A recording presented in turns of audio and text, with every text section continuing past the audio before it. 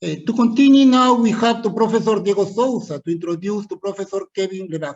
You can start, Diego.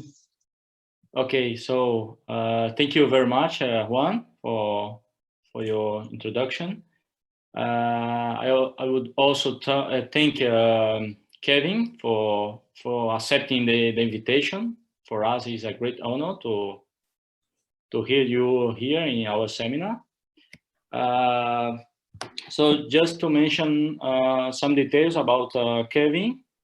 Kevin finished his PhD in mathematics in the École Normale Supérieure de Rennes under supervision of Karine Bouchard and Michel Pierre. And then he moved to Bordeaux for a postdoc. And then there he spent 2 years, more or less 2 years, I think. And finally, last year, since September, he started a permanent position in the Laboratoire Jacques Lilion as an INRIA researcher. So I met Kevin before the pandemic start. So in January of 2020, he went to Recife, and then he spent there 2 weeks, and it was very good for me to meet him and to work, and mainly to work with him and share some good things with him. So and today Kevin is going to talk about observability inequality for elliptic equation in 2D application to the control theory. So Kevin, thank you very much and then you can start when you want. So. Okay, thank you very much, Diego, for this very nice introduction. It's a real pleasure to give a talk here. And okay, so I will start. So today I will present a joint work with Sylvain Hervé Doza, who is in Bordeaux. Actually, I have done this work during my postdoc in Bordeaux, and it will speak about observability inequalities for elliptic equation in 2D, and I will give some applications to control theory. Okay, so the plan of my talk would be divided into 3 main parts, let's say. I will give a quite long introduction where I will motivate the problem of obtaining quantitative unique continuation property for elliptic equation and with link with the Landis conjecture. Then I will present one of the main results of the talk about observability inequalities for elliptic equation in 2D. And then I will give some application to control theory. That was actually the real motivation for obtaining this kind of observability inequalities. And then I will devote some time also to present some details of the proof of the main results, because I find some ideas that are quite elegant and that can be quite useful in another context, I believe. And then I will finish by a brief conclusion. Okay, so let's start.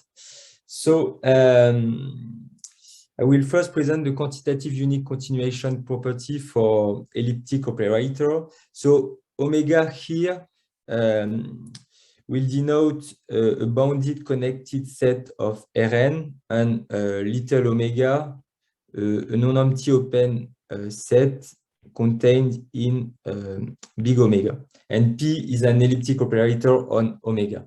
Okay, so unique continuation property for the elliptic operator is as follows. If you have a solution that satisfying PU is equal to 0 in big omega and U vanishes in little omega, then you necessarily have that U is equal to 0 in omega. So this is unique continuation property for the elliptic operator P. So for instance, if the coefficient of P are analytic, we know that the solution of PU is equal to 0 is necessarily analytic. So if U vanishes in a non-empty open set, then necessarily you have that U is equal to 0 in big omega. So the main question is, what can you say if P is not necessarily analytic? So in order to deal with this question, Carleman in 1939 introduced a new method to prove unique continuation property for elliptic operators that are not analytic. And this method is based on obtaining a L2 energy estimate for elliptic operator. So for instance, you can prove that you can construct a wave phi and you can find a constant C such that for every parameter S, for every use in this functional space, you can estimate the observability constants that appear when we try to obtain an observability estimate for this kind of elliptic operator. Okay, and actually, this is strongly linked to a null conjecture for elliptic equation, which is called the Landis conjecture. So Landis conjecture in 1960s that if you take a bounded potential in Rn and you a solution of this elliptic equation in Rn and you decay more than exponentially, then necessarily you have that U is equal to 0. So this is some also a unique continuation property, but now a unique continuation property at infinity. If U is equal to 0 at infinity and U is more than 0 at infinity, and U satisfies this elliptic equation, then U necessarily is equal to 0.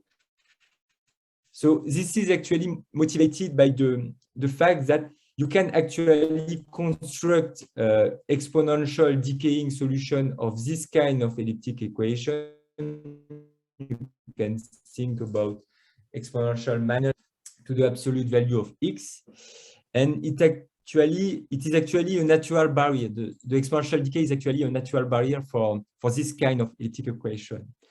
But in 1992, Meshkov constructed a counterexample to the Landis conjecture because he constructed a potential V in the plane, which is complex valued, and a solution U, solution of this elliptic equation, non-trivial, of course, which decays more than exponentially and which decays like exponential minus x to the power 4 over 3, sorry.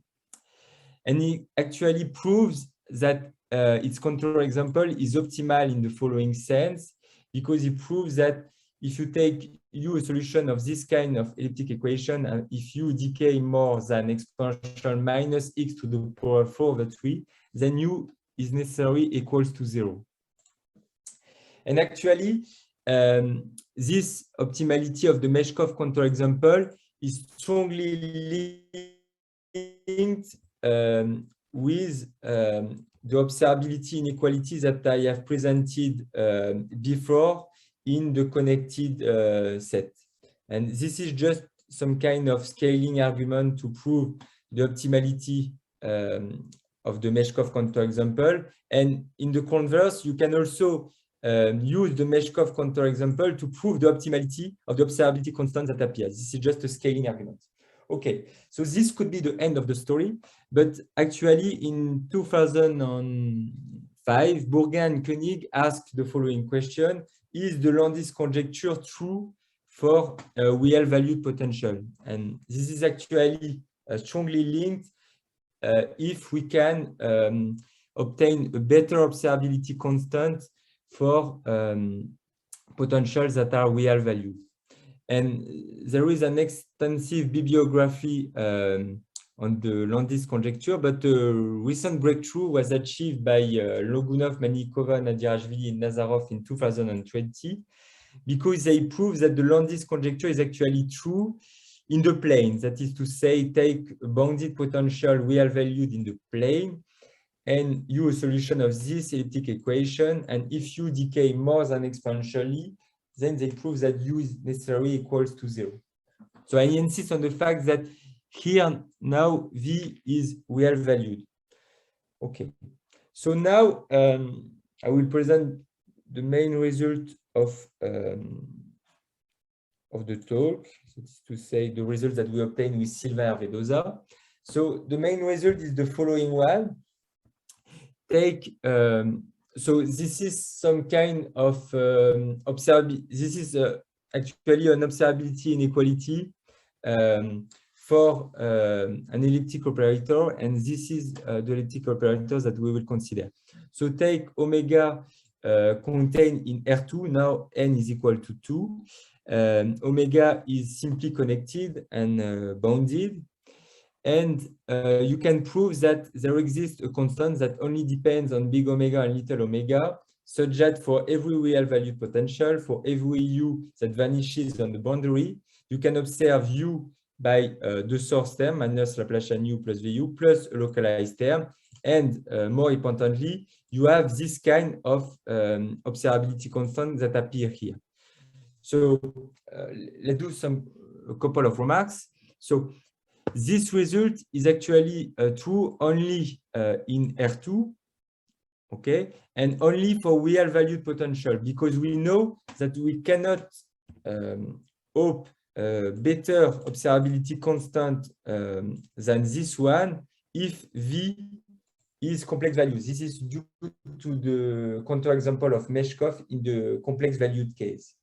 Okay, and in dimension 1, you can obtain a better observability constant of this form, but in dimension greater than 3, actually, until now, we cannot do better even in the real valued case than this observability constant.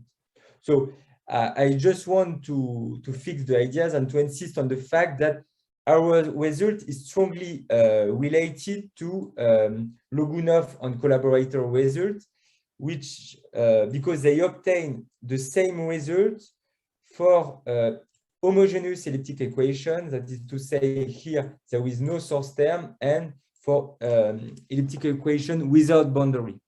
So they obtain this kind of observability inequality in the homogeneous case. So the main novelties of our work would be to treat the boundary issues, okay, and also the non-homogeneous source term that will complicate the task, let's say. We can also ask if this observability constant is optimal in the real valued case. And actually, it seems that this is optimal. That is to say, the logarithm here that appear is optimal. This is, let's say, a personal communication that Logunov and collaborators said to us. And we can also extend our result to multiple connected set, but not to every connected set. Okay. So now let us present some application of this result. Okay. Actually, the main motivation of studying observability inequality is for control theory, because there is some kind of duality between obtaining observability inequality and obtaining null controllability result for parabolic equation. So now I just move to parabolic equations. So let's take a time, capital T, and the same configuration as before, but now n is not necessarily equal to 2. N can be an arbitrary integer. And take a bounded potential V in Qt, which is the parabolic cylinder 0t times big omega. So in the same way as I have presented in the first line, that is to say, by considering Karleman estimate, Fursikov, Imanovilov proved in 1995 that there exists a constant such that for every source term, for every initial data, you can observe the solution of this parabolic equation in time capital T in big omega by the source term in the big parabolic cylinder plus a localized term in the small parabolic cylinder, that is to say in 0t times little omega, with an observability constant of this form. Okay, so we refine the C exponential C V to the power 2/3. And by a duality argument, which is called Hilbert uniqueness method, you can transform this observability inequality to a null controllability result for the dual equation, which is the same as this one. That is to say, you can prove that there exists a constant such that for every initial data, you can find a pair So you can find a control, such that the solution of this parabolic equation starting from y0 is equal to 0 in time capital T. And you can also estimate the size of the control and the size of the solution during the time. And the size is controlled by the observability constant that appear here times the size of the initial data. And you can ask the same as for the elliptic case. Is this observability constant, or if this cost is optimal in terms of the potential? And it is actually the same. This is optimal if you consider complex valued potential, and you can obtain the optimality by using the Meshkov control example. Okay, and this kind of null controllability result for linear parabolic equation can help us to prove null controllability result for semi-linear parabolic equation. And this kind of result was obtained by Fernandez-Carrer and Zoisois in 2000.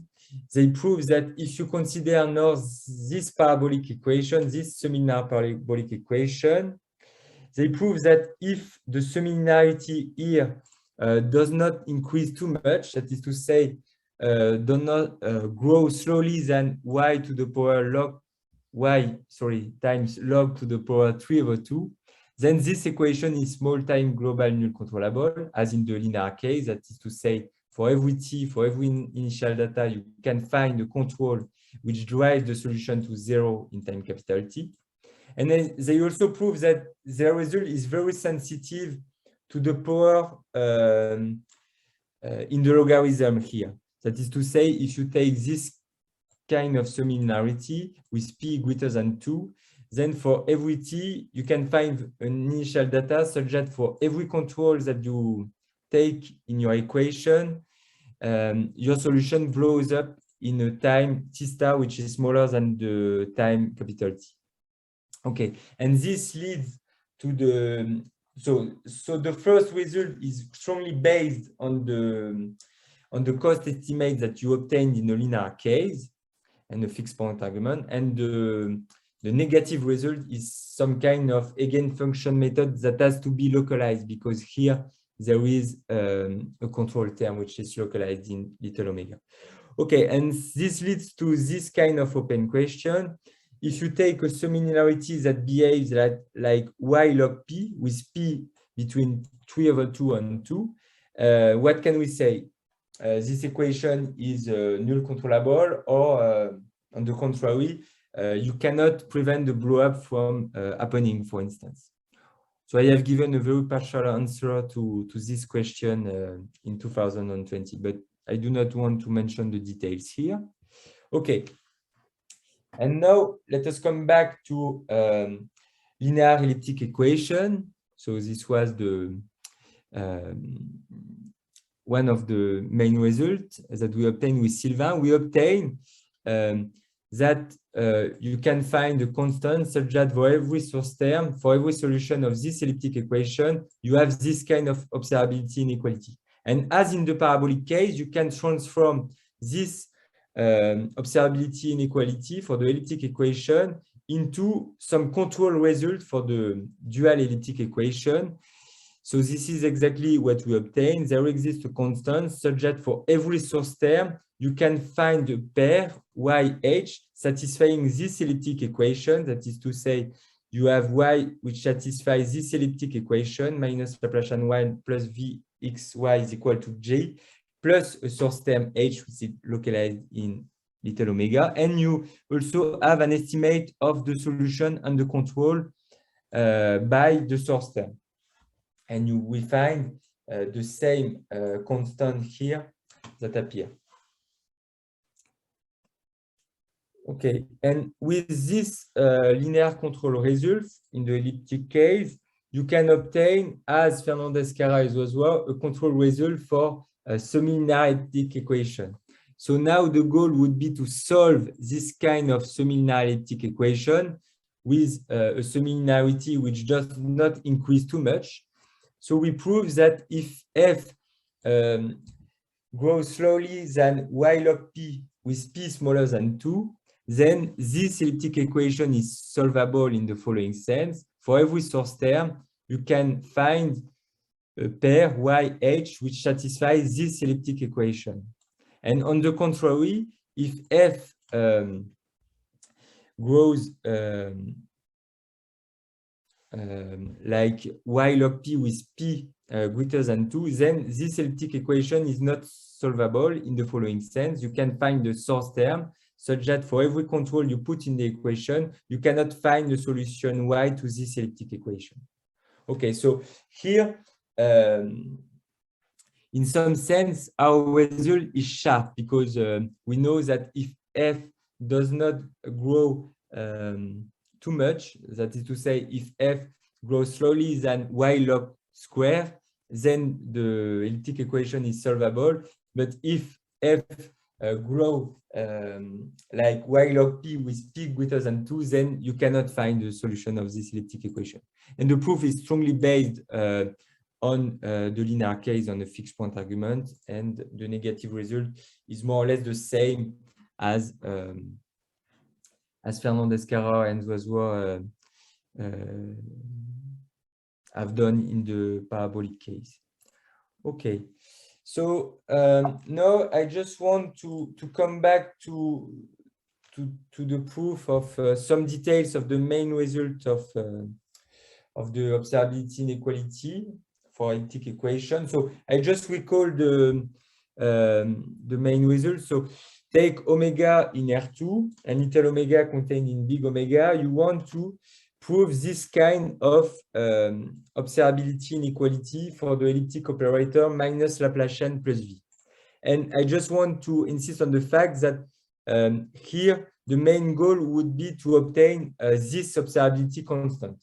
So we cannot proceed by just doing a Kerlman estimate because the Kerlman estimate would provide you a constant of observability like C exponential C V to the power 2/3. Okay, so we have to do in another way. So the proof is divided into 7 steps, let's say. So the first step would be to reduce big omega and little omega to concentric balls. Then we will reformulate this observability inequality in L2 into a L infinity observability inequality.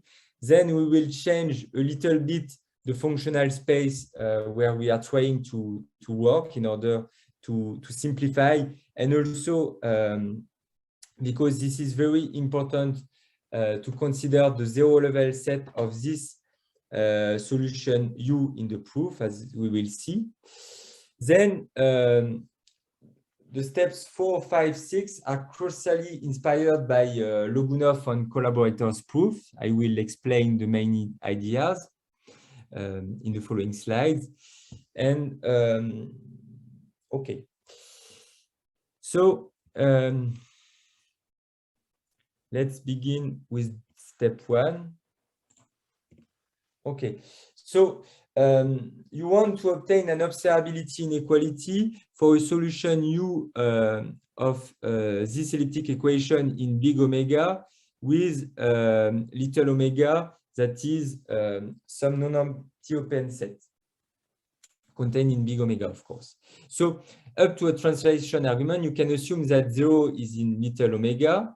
And because you have assumed that omega is simply connected, you can always find a biholomorphism phi that sends big omega to the unique disk, that is to say to the disk of size 1. And by the open mapping theorem, the neighborhood of 0 here would be sent by phi to a neighborhood of 0 here. So now if we prove the observability inequality for U hat, which is the transport of U by the biholomorphism phi, the optimal observability inequality in some sense, you can come back to the original variable to obtain an observability inequality for U. Okay, because U hat satisfy more or less the same elliptic equation for U. So now, without loss of generality, we will assume in all the following that big omega and little omega are this kind of concentric balls, disk, because we are in R2. Okay, now the second step is consists in transforming the L2 observability inequality into L infinity observability inequality. So, because if we prove the L infinity observability inequality, you have the L2 observability inequality by classical arguments, let's say, because you can always bound the L2 norm of U by the L infinity norm of U, okay, by order inequality. And by using Sobolev embedding and local elliptic irregularity, you can also bound the L infinity norm of U localized in omega naught by the L2 norm of U in little omega plus Laplacian U. This is just elliptic regularity. So if we prove the L infinity observability inequality, you obtain the L2 observability inequality.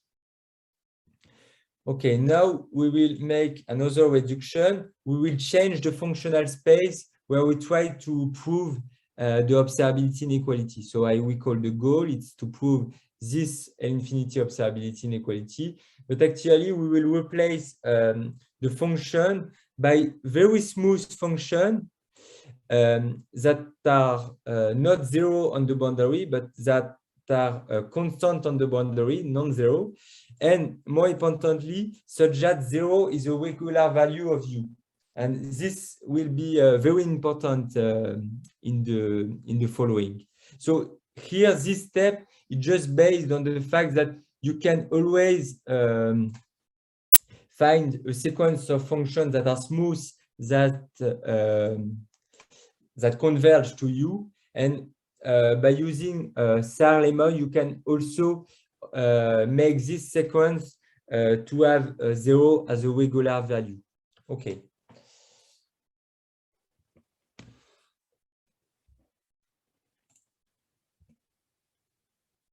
Okay, so now the goal is to prove this L infinity observability inequality for very smooth function with 0 as a regular value. So as I have said before, if we try to just do the Kalman estimate that I have presented in the first slide, you have lost the game because you have to take S cube bigger than V square. So the observability constant that you will have is always the same. This is C exponential C V to the power 2/2. So the main idea before doing a Kalman estimate would be to remove the potential V in the elliptic equation. So in an idea to remove the elliptic, to remove V would be to find a multiplier of this elliptic equation, that is to say, to construct a solution of this elliptic equation. Because if you set V is equal to U over phi, then V satisfies this divergence elliptic equation. And because we are in 2D, we can transform a divergence elliptic equation into an harmonic equation. This is specific to the two-dimensional case here. But the problem now would be to construct the multiplier phi to this elliptic equation, because if you think about the theory of elliptic equation, for instance, if you try to solve a Dirichlet elliptic problem associated to this elliptic equation, there is a very big problem, that is V could be very negative. So this is difficult to find a solution of this elliptic equation. This is why we will use the following key ideas that have been introduced by Logunov and their collaborators, that consist in not solving this elliptic equation in the whole domain, but in the perforated domain, which has a very small Poincare constant. And then we can construct now a solution of this elliptic equation in the perforated domain. And then we can do this trick to recast the elliptic equation of into a divergence elliptic equation. Okay. So how does it work? So as I have said, the nodal set of the solution will play a crucial role. This is why we have restrict ourselves to very smooth solution where 0 is a regular value. So now, because 0 is a regular value of U, the 0 set of U is just smooth Jordan curves that do not intersect the boundary, because we have assumed also that U does not vanish on the boundary. And we will decompose the 0 nodal set of U between the big curves and the small curves. So I have done some picture just after.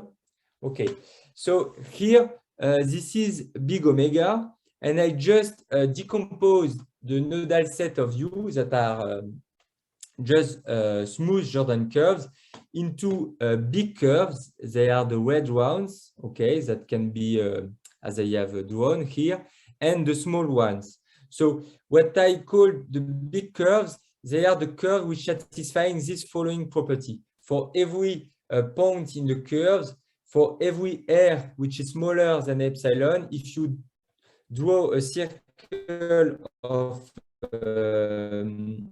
radius r center in the point, then this always this is always, so they are only the big curves that satisfy this property. For instance, this small curve does not satisfy this property. So, okay, we have just decomposed the nodal set into the big curves and the small curves. Okay, and there is a fundamental property for these curves, which is the following one. So if you take epsilon, which is smaller than v to the power -1/2, okay, for every connected component which are far from the big curves, you always have an estimate of the solution of this following form. Okay, why? So if you take a point which is far from the big curves of the 0 level set, of course, this point satisfy U of x naught, which is positive or negative. Let's say positive to simplify. Okay, and if we draw a path into this connected component, so this path will not meet the big curve. Okay, so if it does not meet the nodal lines, okay, the solution stays non-negative along this path. But if it meets some small curves, okay, perhaps it becomes negative, but you have very nice estimate into the small curves. So you can always bound U by F in L2 like this, because epsilon is very small here. So this small curve is contained in a ball of size epsilon. And because you have this bound on epsilon, you can always use the elliptic equation to obtain this kind of estimate. And if it stays in the small curves, then you always have this estimate. And if it goes out, you have U which is positive. Okay, just in brief, you have for every connected component which is far from the big curves, you satisfy a punctual estimate, and this would be used at the end of the talk. Okay, and now we can do the perforation process that I have described, that I have mentioned in the slides.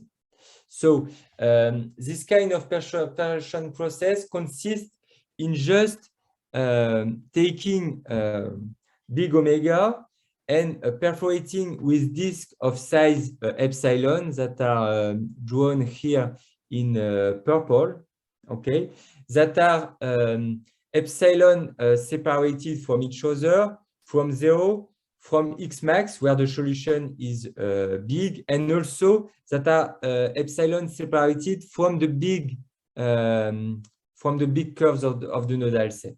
And then this is a lemma from Logunov and collaborators. You can prove that this new set, which is omega,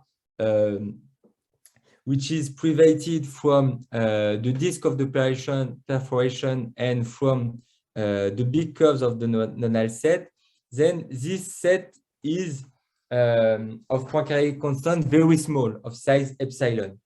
Okay, so now in this new set, you can find, as I have announced, you can find a positive multiplier to this elliptic equation. Okay, you can find phi, a solution of this elliptic equation, which takes positive, and also which satisfy more precisely this type of bounds. Okay, that is to say, phi would be very close to 1, actually. Okay, so I just recall what we have done in this step. We have decomposed the nodal set into the big curves and into the small curves, and we have done a first choice of epsilon, which has to be smaller than like this. And now we can do a perforation process with disk of size epsilon in order to find a positive multiplier to this elliptic equation. Okay. And now, with the trick that I have mentioned before, you can recast this elliptic equation into a divergence elliptic equation, but not in the whole domain, in the perforated domain. And this divergence elliptic equation is actually also satisfied not in omega epsilon, which is omega minus the disk minus the nodal lines, but this is also satisfied across the nodal lines. Okay, so you have a divergence elliptic equation. So now you can find a solution of this divergence elliptic equation in order to just remove the source term. So to put it in a nutshell, you now have a divergence homogeneous elliptic equation into a perforated domain, and you also have a very nice punctual estimate of your solution to your divergence elliptic equation. That is to say, for every disk of the perforation, your solution is always satisfying some kind of punctual estimate. And this would be crucially important at the end. Okay. And now you can employ classical techniques in 2D. I just have to do, I will skip the details now because I have to speed up, let's say. So you have a divergence elliptic equation, and with quasi-conformal mapping, you can recast this divergence elliptic equation into an harmonic equation. So this is more or less standard, but what is not standard is the fact that you are working not in a connected state, not in a simply connected set, but you are working in a perforated set. So this complicates a little bit, but they are the main ideas in 2D. Okay, but now you have done a change of variable in order to transform your divergence elliptic equation into a very simple elliptic equation, which is just the Laplace equation. But now you want to see how the perforation domain that you have is transformed by your quasi-conformal mapping. Okay, and actually, if you take epsilon a little bit smaller as before, the main point of this lemma states the fact that your perforation domain, the image of the perforation domain would be more or less the same of the perforation domain that you have. Okay. Okay, let's just recall what we have done in this step. Okay, so by taking a quasi-conformal mapping that recast this divergence elliptic equation into this harmonic one, you have, by taking also epsilon a little bit smaller as before, you have this kind of very simple harmonic elliptic equation in a perforated domain, which is the image of the perforated domain by the Kazi-conformal mapping, that very looks like the perforated domain that you have before. Okay. So now you just have to do, because we have removed now the potential V in the elliptic equation, we want to employ a Kaloman estimate, as I have presented before. So you have this Kaloman estimate, okay? But now there is a very big problem, let's say, because we cannot employ the Kaloman estimate in the whole domain because the elliptic equation is not satisfied in the whole domain. The elliptic equation is now satisfied in the perforated domain. So you can just apply the Kaloman estimate to a truncated version of your solution to the elliptic equation. So you do this, you make a truncation near the disk of the perforation, you apply the Kaloman estimate, and now all the term will simplify because Y is more or less harmonic. Y is harmonic far from the disk. Okay, so now you have this kind of observability inequality, and you want to remove all the cutoff terms that appear near the disk. And this is in this step that we will use the punctual estimates that we will have near the disk. And actually, near the disk, your solution is very nice because you have punctual estimate and you can employ Harnack inequality to absorb all the cutoff term. And at the end of the day, you have this kind of observability inequality, okay? And S has to be bigger than this constant that depend on epsilon. So if I just recall what we have done, we have applied a Kaloman estimate to a cutoff times the harmonic function in the perforated domain. And then we have absorbed all the cutoff terms thanks to Harnack inequality. And by taking the Kaloman parameter bigger than this constant that depend on epsilon, and then we will obtain the desired observability inequality. So note here that this is not the same that the logarithm loss that I have mentioned in the beginning of the talk, but by working a little bit more, you can have the logarithm, the same observability constant that I have mentioned. Okay. And from this estimate in the perforated domain with the observability constant that you want, you can now come back to the original variable to obtain let's say the observability inequality that we want for the original variable, that is to say for you. This is just to come back to the original variable through the change of variables that comes from the Kazi-conformal mapping, also from the fact that we have removed the source term into the divergent elliptic equation, and we just have to also remove the positive multiplier. But at the end of the day, if you do the things properly, you obtain the observability inequality for you in the perforated domain. But because you have done the perforation process in order to avoid the point where U is equal to its supremum, you obtain the observability inequalities that you want. This is why we have do the perforation process far from X max. Okay, so to conclude in a slide, in a brief, so if you do some simple Kaloman estimate for this elliptic operator, you obtain this kind of observability inequality with an observability constant of this form. We have discussed the optimality of this observability constant in terms of the size of the potential, and we have said that this is strongly linked to the Landis conjecture, which interests in the decay of solution to an elliptic equation in Rn. But we know from Meshkov that the Landis conjecture is actually false in the complex valued case. But this is true in the real valued case by using the construction, by using the arguments of Logunov and their collaborators. So what's new?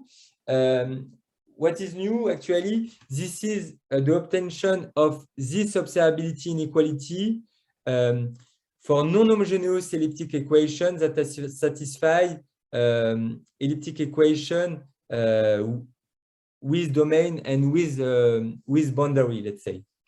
And what is also new, they are the control results that we obtain from observability inequality in the linear case that are recalled here. So now there are some perspectives. So to discuss the optimality of this constant, but actually it seems to be optimal according to Logunov and collaborators. We can also discuss better observability inequalities for parabolic equations in 2D, and we can also discuss the multidimensional case. Okay, thank you. Thank you very much for this wonderful talk, Kevin. So Yes. now we open the turn for question, comments. So if you have any question, comment, please open your microphone, raise your hand, or type your question or comment in the chat.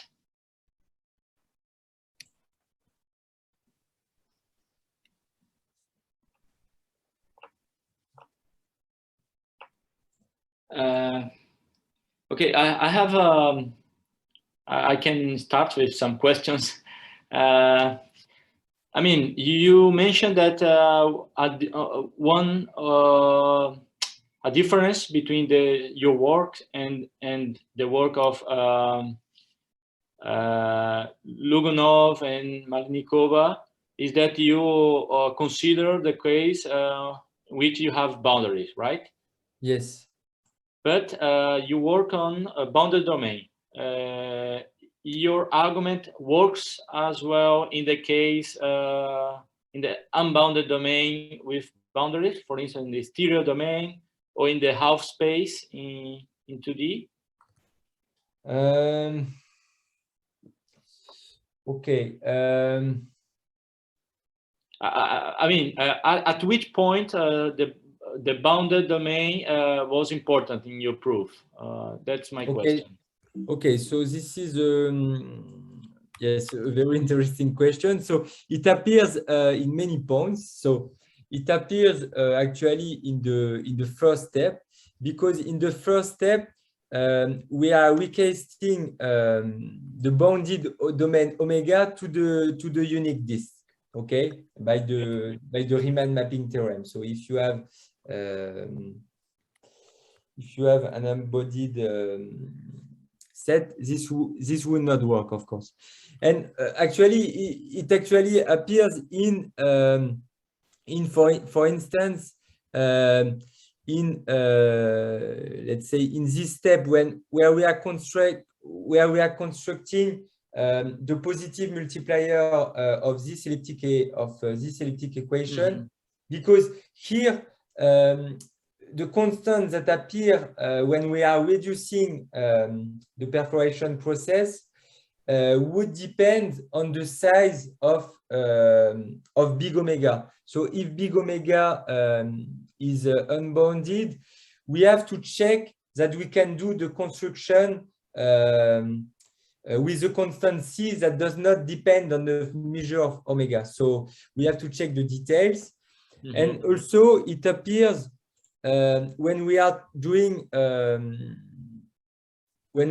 for instance, Kalman estimate, because this Kalman estimate is only valid for, yes, of course, there are Kalman estimates that are valid in embodied case, but here we are considering Kalman estimate for bounded domain. Okay, so yes, at many points. But I also want to insist on the fact the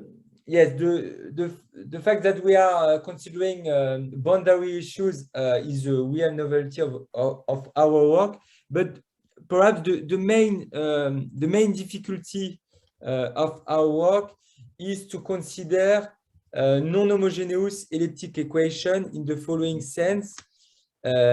Here we have a source term which can be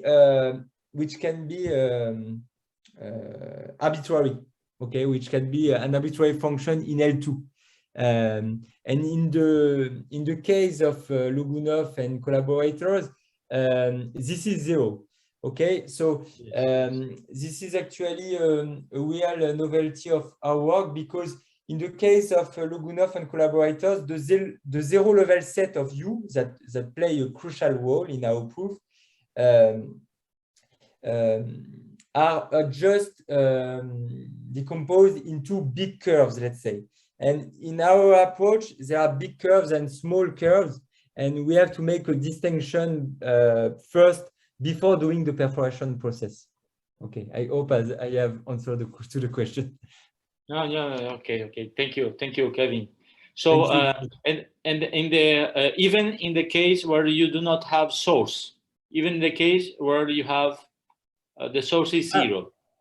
Yes, even if the source is equal to 0, yes, this is also a novelty to consider boundary issues, because I mean, even in the case, for instance, Logunov, and they consider the source equal to 0, no? And then they treat in the plane, right? Yes. So, do you think that the argument could work in the half plane? Okay. Yes. Okay, you're right. You're perfectly right. Yes, the approach of Logunov and collaborators was to obtain this result. So you are considering an elliptic equation in the whole plane. Okay, and the approach consists in, you're right. Okay, so yes, I believe that you can also obtain result, for instance, in exterior domain, because in the approach, for instance, of Logunov, Malnikova, and Nadirashvili, Nazarov, they are just also mentioning local Kerlman estimate, and their local Kerlman estimate and their local observability inequality would give this result in the whole plane. But your question is interesting. Can we obtain also this kind of result for elliptic equation in an exterior domain? I believe this is also the case. Okay. Okay, you're right. Okay, so thank you, Kevin. So if anyone has another question or comment, please.